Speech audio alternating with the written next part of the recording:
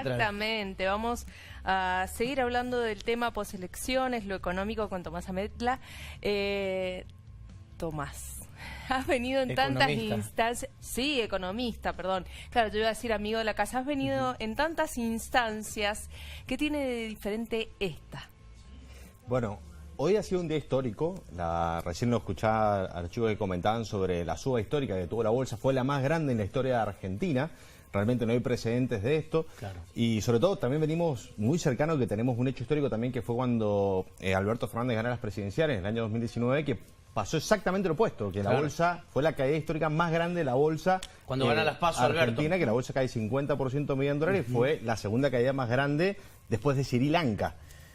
Y hoy fue exactamente lo contrario, tuvimos la subida histórica más grande con acciones que subieron hasta 50% medio en dólares en un solo día. Y el dólar, ¿te acordás que pasó de 40 a 60 pesos, si no me equivoco? Exactamente, tuvimos una corrida cambiaria que había iniciado desde los 30, se fue a 40, después a 60, incluso suma Alberto Fernández y el dólar siguió hasta los 90 pesos y creo que se llegó a estabilizar cerca de los 110. Sí. Que es un poco el miedo que había el viernes, porque nosotros siempre vivimos de los fantasmas del pasado y siempre que a los argentinos nos encanta comparar la situación actual con anteriores, como si yo siempre digo que la historia no se repite, pero muchas veces rima con lo que viene pasando, entonces es un miedo que tenía mucho sustento, pero hoy la economía está en una posición bastante mejor que por ahí la que estaba Mauricio Macri en su momento. De hecho, había tanto pesimismo incorporado en los precios que al no darse el resultado negativo que todos esperaban, hoy el mercado reaccionó con muchísima fuerza y con muchísimo optimismo, siendo que el tipo de cambio baje y los bonos y las acciones suban.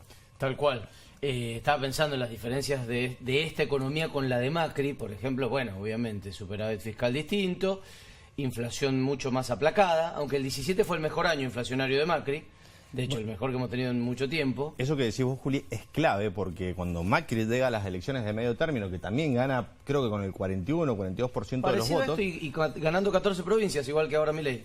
Era todo fiesta, pero el problema ¿cuál era? Que la gente llegaba con muchísima expectativa a las elecciones, pero a Macri todavía le quedaba todo el ajuste por delante. Él todavía tiene un déficit fiscal muy grande que venía, digamos, no financiando, pero que de alguna forma escondía bajo la alfombra, subiendo mucho la tasa de interés, el famoso...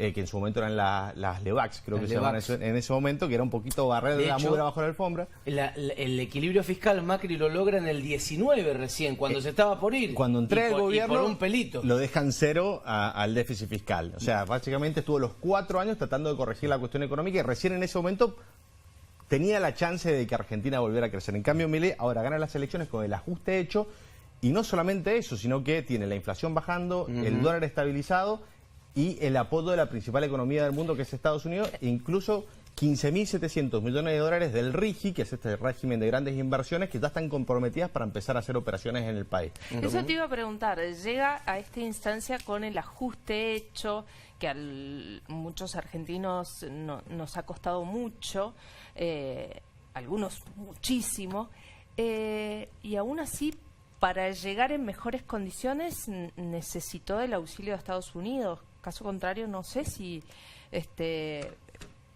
podría haberse presentado en estas elecciones con la tranquilidad con la que pudo hacerlo. Sin duda que no.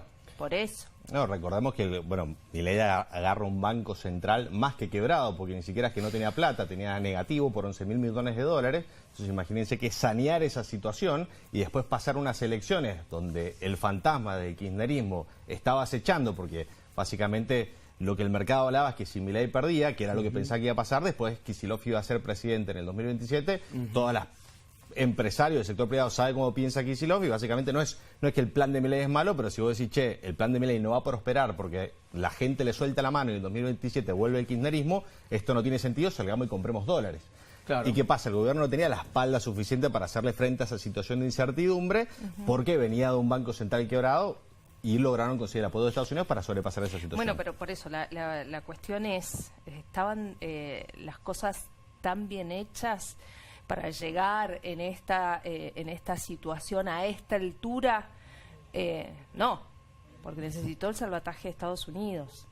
¿Qué es lo que no estuvo bien hecho, digo? Bueno, una de las cosas que se le critican al gobierno y que creo que de hecho la mayoría de los economistas fue como quizá el talón de Aquiles que le marcamos todos, que cuando Milei asume, tiene un tipo de cambio real muy alto. Es decir, el dólar estaba a precios de hoy cerca de los 3.500, 3.800 pesos. Está en esa cámara, Tommy. Ah, perfecto, hablo ahí.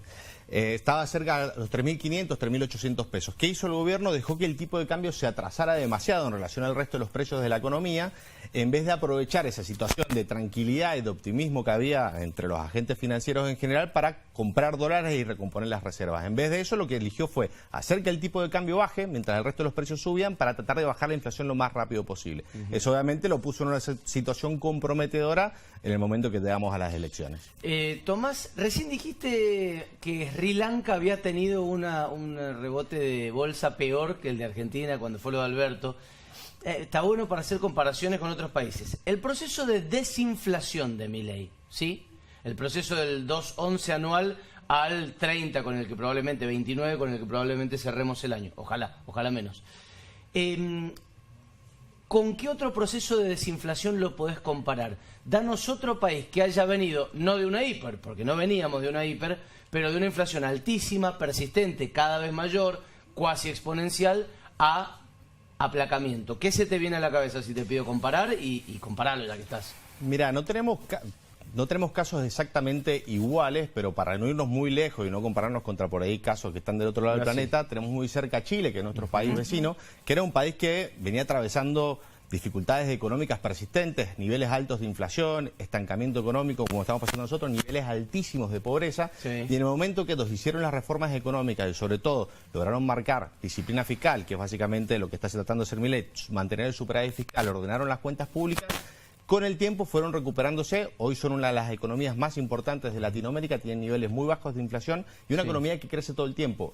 Ellos no hablan del dólar porque el dólar no es un problema, la inflación está por debajo del 5% anual. Obviamente fue algo que no construyeron de la noche a la mañana y no lo están haciendo exactamente de la misma forma que lo está haciendo Milei, pero estamos atravesando un proceso bastante similar y es un caso de éxito al que la mayoría de los economistas quieren parecerse. Bien, y en cuanto a, para hablar un poquito más de lo doméstico, para dejarle a la gente un análisis en relación al futuro a partir de estos resultados, ¿qué podemos esperar? ¿No va a haber un efecto rebote? ¿Efecto rebote en qué sentido? En lo inmediato, viste, bajó el dólar, pasaron las elecciones, se estabiliza todo y de repente mañana por X situación, ¡pum! No hay riesgo de eso. Bueno, el tipo de cambio es sin duda ahora el tema que está sobre la mesa. El gobierno, o sea, el mercado también está probando el gobierno para ver si efectivamente va a mantener las bandas cambiarias, cosa que Caputo afirmó y recontraafirmó que iba a hacer. Sí. Lo hizo antes de las elecciones, lo hizo el día de las elecciones y lo reafirmó esta mañana. Así que es algo de lo que podemos estar relativamente tranquilos, salvo que ellos anuncien algo diferente, pero han prometido y la materia prima sobre lo cual se alimenta la economía y sobre todo los dirigentes que manejan la economía es la confianza. En el momento que vos te das cuenta que la persona que está manejando la economía te está mintiendo, te está queriendo engañar, te empiezan a jugar en contra. Claro. Es por eso tan importante que las decisiones que tomen las mantengan en el tiempo. Obviamente que no solamente tienen que ser creíbles desde una cuestión de confianza, sino que también tienen que tener un plan que sea creíble para el mercado, porque si no, a pesar de tus buenas intenciones, por ahí el mercado te dice, che, yo no te creo que lo vas a poder lograr, entonces te opero en contra.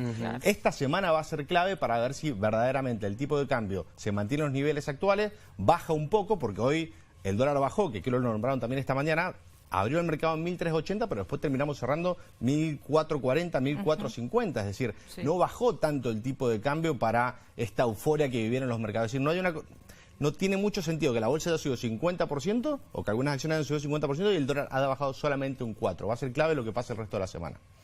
Bien, Tomás. Gracias. Pero entonces vos pensás que puede bajar. Puede bajar. Obviamente esto tiene que convivir con algo que también nombraban recién, que es que el Banco Central y en realidad el Tesoro tiene que comprar dólares para poder hacer frente a los pagos de deuda. Yo no creo que el Tesoro va a estar comprando dólares en el muy corto plazo. ¿Por qué? Porque le daría una señal al mercado de piso del tipo de cambio y yo creo que va a esperar un poco, por lo menos hasta enero como mínimo, para empezar a hacer operaciones en el mercado abierto, porque si no, le estaré dando la señal equivocada ahora que todos le están, digamos, tomando el tiempo a ver a dónde es el nuevo piso del tipo de cambio. Si verdaderamente son los 9.35 que te marca la banda o hay un piso invisible ahí en los 1.300, 1.350 pesos donde compra el Banco Central o el Tesoro. Impecable. Gracias, Tomás, por tu mirada. Gracias, chicos. Tomé Metla. Muchas gracias. Estamos en plan de análisis de lo que pasó ayer en las urnas.